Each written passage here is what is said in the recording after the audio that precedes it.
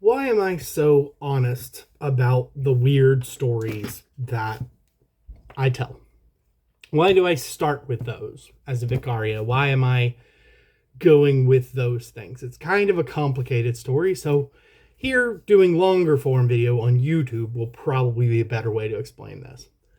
So if you've been my student, which you probably have or you wouldn't be here, you know that in the US, we don't really have mental health care for poor people. So for the most part, like poor people quite often don't even deal with medical emergencies until they are so emergency that you are likely to die. So quite often, because it costs so much to go see a doctor in the US, poorer people, and especially poor people, just don't go to the doctor.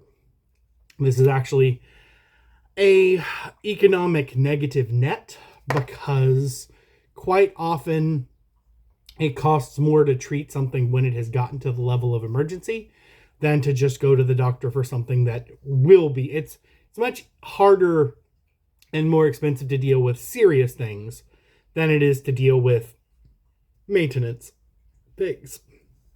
So, as a person who was poor in the US, I had mental health care when I was little, but I did not for pretty much from the years of age 6 to probably 22. Which, if you know any of my stories, you know those were pretty active years. There was lots of crazy shit in there, lots of crime, lots of drama, lots of violence. And I did not have any mental health care until the second time I went to college, which is when I was in my 30s. So when the second time I went to college, I went to a real college instead of a junior college. And that junior college offered 3 free trips to talk to a psychologist. Now, this was a racket, which means it was a trick. Because, yeah, they would let you see a psychologist 3 times for free. But most of the time it was psychologists in training. Which means we were giving free practice to future therapists who also went to the school. So it's kind of like getting your hair cut by the School of Cosmetology. Yeah, it's free. But you're not necessarily getting a professional. So at this point in my life, I had serious anger and jealousy issues. To the level that I was punching walls. Now, if you've only known me in Sweden, you probably know me as a relatively peaceful, friendly, happy person. And sometimes I was like that in the US. Sometimes I was friendly and happy and loving, but sometimes I wasn't. And when I wasn't, I am a fairly large dude. And I am a fairly scary looking person. Despite the fact that I am fat, I carry around all this fat all the time, which means my muscles are actually pretty strong. Like dent metal pipes strong if I punch a metal pipe. So when I used to get angry, I had not hit a person, and I was very, very proud of this at the time. I had not hit a person in anger for more than a decade. That didn't mean that I didn't hit people. It just meant that I wasn't angry when I did it. It also did not mean that I hadn't hit anything. A lot of American men have issues with masculinity, and they will hit objects when they get angry. Sometimes those objects will be walls. Sometimes those objects will be, putting their hands through a door, whatever ridiculous bullshit they're using, because they have undiagnosed and undealt with trauma. And I was the same. I had undealt with trauma. I had serious amounts of undealt with trauma. So, when I got at the time, I was having such issues that when my girlfriend was out with her friends, if she didn't answer the phone within like half an hour of me texting her or whatever, if she was just having such a great time, then I got very, very jealous. Because I felt like, she was not keeping in contact and And again, this was also during, I had no idea about the autism thing. I had no idea about the missing social situations thing. None of that. So I had serious jealousy issues, and those jealousy issues manifested in acts of physical violence, not against people, and but at the same time, they were still emotional abuse. I was still scaring, threatening, making my partner feel bad when they hadn't done anything wrong. Now, there were some issues in which they had some emotional abuse towards me as well, but that doesn't justify my actions. And I was not necessarily the best person. I have often wondered if I was a narcissist because of the mental and emotional abuse that I have occasionally inflicted on people, because I was hurting and that's what people did to me, and I thought that was what you were supposed to do. One of the things about the particular type of autism that I have is I never understood familial and friend abuse. I didn't really understand why you would call your friends bad names. I didn't really understand why you would hit your friend for fun. I didn't understand that your brothers and your sisters, you commit violence against them, that's a normal. I saw that other people did it, but I didn't know how to do it. Kind of like you can have lots of black friends who use the N-word, but the moment you use it, it comes out so wrong that even you feel like a monster. That sort of situation. I have never understood why people who care about each other would physically attack one another. Never made any sense to me. Still doesn't make a lot of sense to me, but I also recognize why I don't understand it now. Because in my family, that we were emotional abusers, not physical ones. So that first set of going to the psychologist, was they paired me with some guy. I don't know if he was a teacher or a psychologist in training. I do know that I thought of it like confession, because I'd never done psychology as a grown person. And so I didn't really know what I was supposed to do. So I explained the situation, and I talked about some of my history, which, again, if you're here, you probably know some of the issues that I had with being a criminal, some of the issues that I had with violence and getting shot and stabbed and all that sort of stuff, some of the issues I had with my family and upbringing. And we didn't have very long, because we had, I want to say, 3 free 45-minute sessions.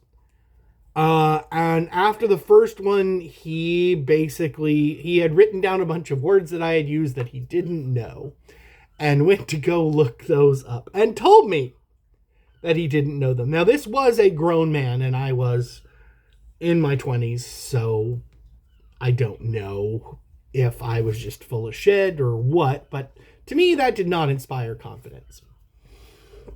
But he came back the second time, and at the end of the second time of me talking about all this stuff, he told me something that was very, very useful, which was, you mythologize your stories. You mythologize your trauma. You mythologize your pain. You turn your pain into a story, which means it doesn't sound like it happened to you. It just sounds like it happened. And maybe you were a bystander or something. And he said, I think if you were more honest with your stories, you would be happier. You would be a better person. And that resonated with me.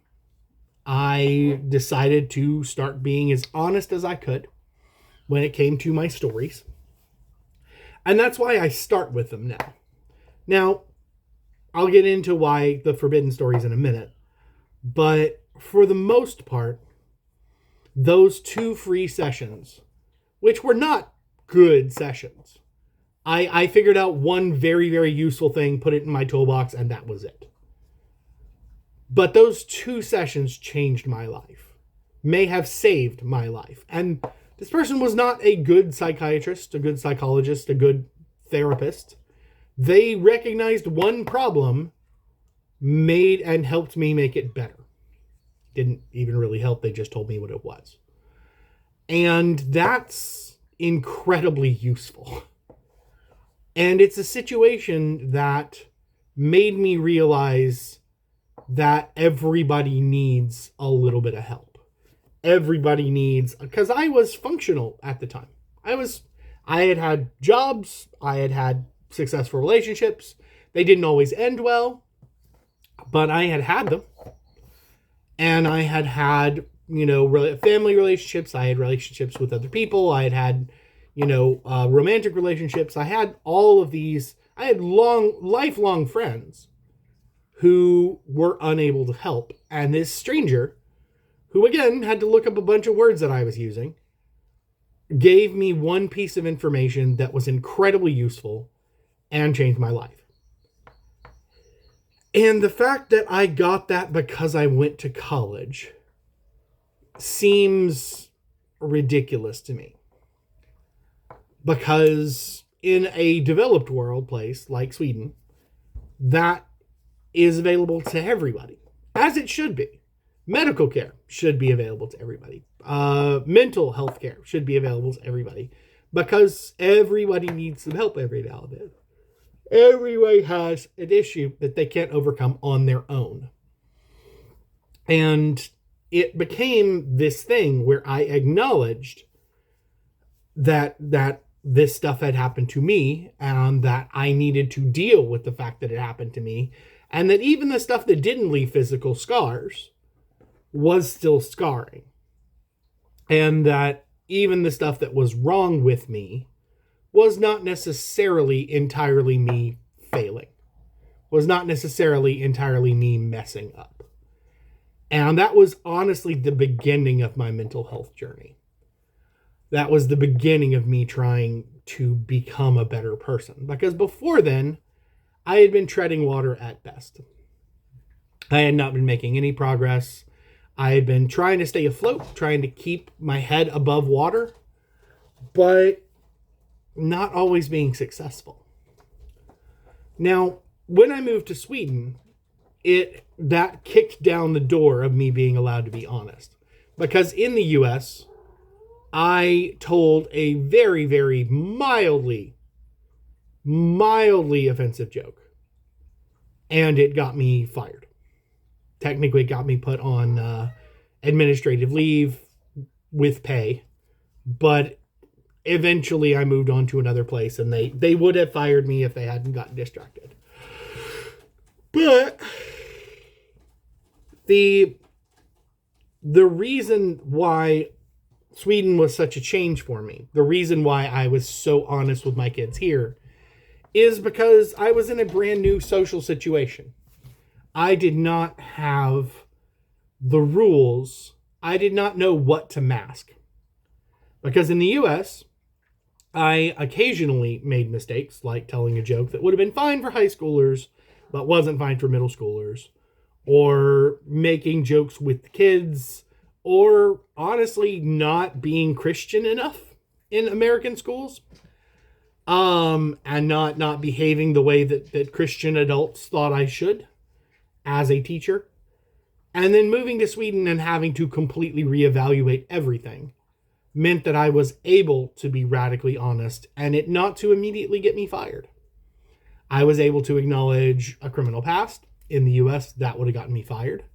I was able to acknowledge that I had had violence committed on and by me. In the US, that would have been something you tell the kids that, you get fired.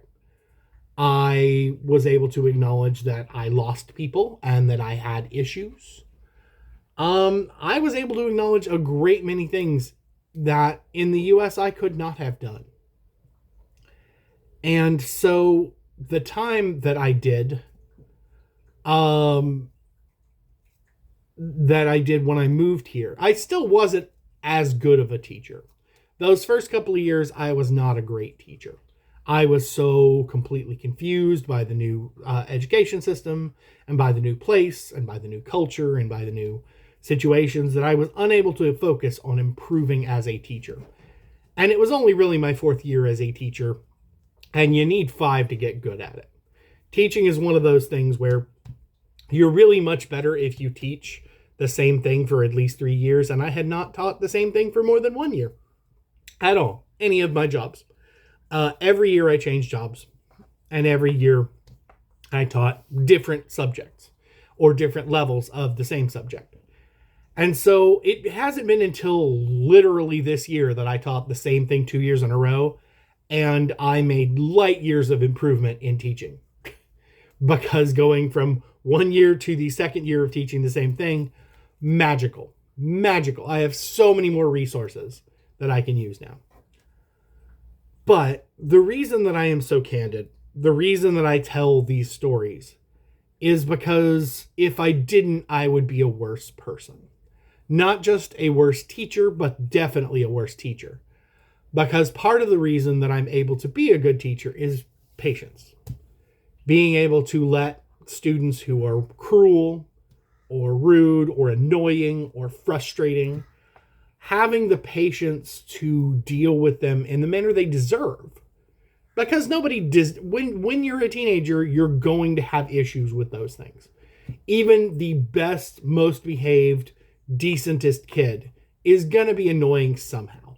That's just normal. That's part of growing up. And as a teacher, I should have the energy and patience to not judge them for their many, many normal failures. And so being honest about myself, not having to spend the energy being fake, not having to spend the energy masking, not having to spend the energy pretending like everything is perfect, pretending like I'm perfect. And it has a value too. And in the US, it was aspirational value. I was able to talk to certain of my kids and acknowledge that I knew what it felt like to be shot. Because some of my 14-year-olds in the US also knew what it was like to be shot.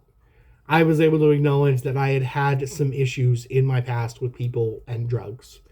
And some of my kids in the US, they had already been forced by family to do bad things.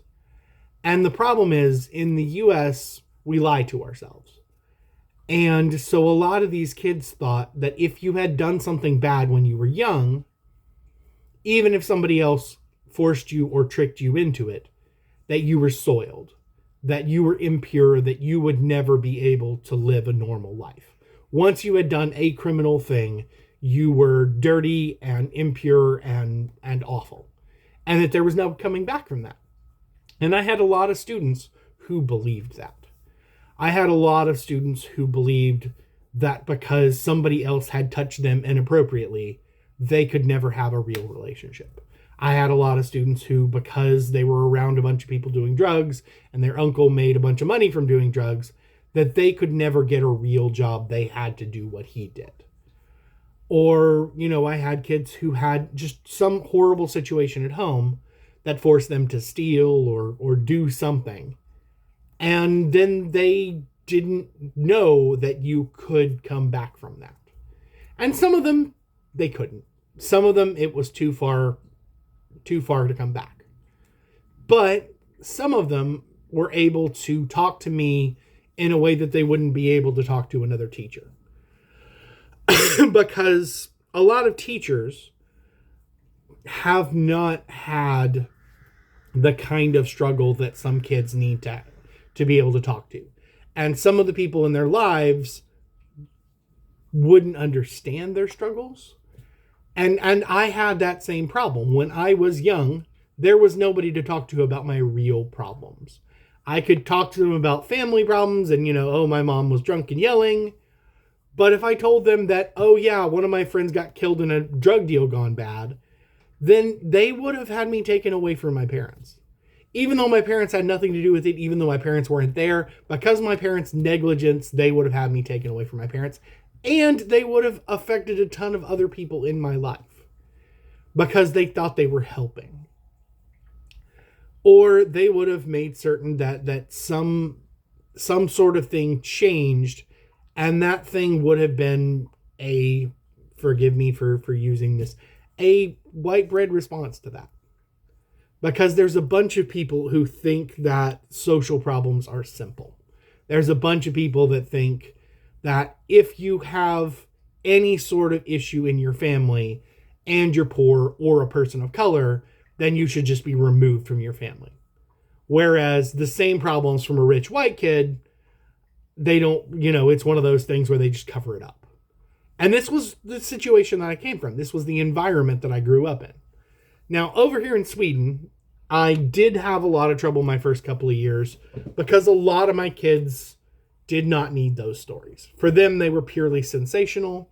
For them, it was just, oh my God, that happened? Oh, that's crazy. And then they wanted to hear more because it was like a TV show or a movie. Now, once I stopped working at an international school and I started working at Språkintroduktion, I was useful again. My stories were useful. My stories were helpful because a lot of my stories include coping mechanisms. So a lot of, here's how I dealt with this situation, or here's how I dealt with being angry all the time, or here's how I avoided hurting people I cared about, even though I was angry. And so when I went to a Språkintroduktion, a lot of my students were refugees. A lot of my students came from backgrounds where violence was natural and normal. And so for them, I was useful again because it was useful to be able to hear a story and to get a lesson and to see me, current me, and go, oh, he hasn't always been like that. He used to be different. It also really, really helps to allow students to see that the person you are when you're 15 is not the person you're always going to be. Now, in my case, less attractive, understandable, no problem, but also just a different person. And the passage of time affects us all differently. So a lot of the students, them being able to see that they're going to grow out of being a damaged 15-year-old who came from a fucking war zone, to be able to see that the violence and uncertainty of the last 5 years of their life is not forever. And so that's part of the value of me telling the stories, is that it allows people to see that who you are right now, if it's bad, isn't always forever. What you're going through right now, if it's bad, isn't always forever. And it allows students who have come from a dark place or have come from war or have come from violence, that they don't have to have that forever. That they can choose something different and that they can succeed at something different. I had a student who came from a war zone who wanted to be a doctor, and he was having academic trouble when I first met him. And a lot of the teachers were like, do you really want to become a doctor? I was like, no, that kid is brilliant. He's just not brilliant in Swedish. And he's not brilliant in English yet. But he will be. That kid works 2 times as hard as anybody else at this school. That kid's gonna be a doctor. It's just how long it's gonna take. Because that's what he wanted to do, and he busted his ass. So when it comes to a lot of my students and the value of me telling the stories, sometimes it's entertainment. Yes. Sometimes it's useful because it's entertainment. Sometimes it's useful because it makes me a person in their eyes. Up to that point, when I first meet them, they're like, oh, fat guy, Peter Griffin, ha. And sometimes it takes me telling them something crazy about myself to make them realize, oh shit, this is a person. This fat guy also has feelings and a past. And that's useful too, because for a lot of these kids, they just don't have any sort of empathy because they've never had it tested. Empathy is a muscle. You got to grow it. Sometimes if you're young and privileged, you've never thought about how somebody else feels. You're just a selfish little prick. That's a normal thing when you grow up privileged. And that's okay. As long as you eventually grow. As long as you don't end up like a Trump or a Andrew Tate or whatever, where you just think all other people are there for your amusement, then yeah, empathy's going to take some work. Nobody's perfect at it from the beginning. Even the best people have failed at empathy. Even the best people have to be instructed, look, you can't say that, bro. Because even if your intentions are good, you're still going to fuck up. It happens to everybody. It does. So part of the value that I have with the telling these stories and with the being honest is that it allows students not only to see that teachers are people, which is useful, because for a lot of teachers hide that. A lot of teachers do not want kids to see us as people, because if they do, then they think they won't listen to us. Or some teachers, if they're not, something special and magical, then there's inappropriate stuff happens. So I think that if you're a decent human being, you can acknowledge that teachers are people and it not ruin you as a teacher. But I also think that there's value in the being honest, because I've failed a lot in my life. I have failed so many times at so many things I tried to be. And I'm still living my dream. This is the dream. This is what I wanted. When everybody's like, what job did you want to do? What did you want to be? It was teaching. It always was. It still is. If somebody asked me the other day what job I would do if I did not need to have money, I would still be teaching. I would just be a little choosier about where I did it. But the reason that I am so candid is because of some 40-year-old dude with a big bushy beard who had to look up the words I said in a dictionary, and then told me that I was faking it. That I was lying to myself by pretending that my stories hadn't happened. By pretending that they were just stories. Instead of acknowledging that they happened to me. And after that, I didn't have anger issues anymore. I didn't get jealous anymore. I became a better person. So being honest with yourself, for me at least, was exceptionally healthy and exceptionally useful. And part of that's why I'm on TikTok, and part of that's why I'm here on YouTube again, is because I'm entering a time when I am trying to do more and be better and be mindful about the stuff I'm doing, to try to make it valuable for me to do the stuff that I'm doing. So some of this is going to be fun stuff. I will attempt to actually cover some good stuff, because I bumped into some students this last week. They were like, no, but you always told really happy, interesting stories. And I was like, I don't know how many times I've told the interesting ones or the happy ones. I may have to go back. So in the interest of honesty, though, I tell these stories because it lightens my soul. It makes me feel like I am able to share failure and share pain and share the fact that there are people who deserved to make it much more than I did, but they didn't. And I've always heard that you die twice. You die when you actually die, and you die when the last person who knew you says your name. So maybe me telling these stories keeps the memory of those people who were so important to my life, who were so meaningful, who saved me multiple times. Maybe it keeps them around when they're not anymore. But it's mostly because I don't know why I'm interesting to people. I don't know what people want from me exactly. And these stories seem to help. And for me, they're memories, so they're not going anywhere. But I don't know which ones are interesting, and you guys haven't told me. But that's why I tell the stories I do, and that's why I'm as candid as I am, even though it sometimes gets me in trouble.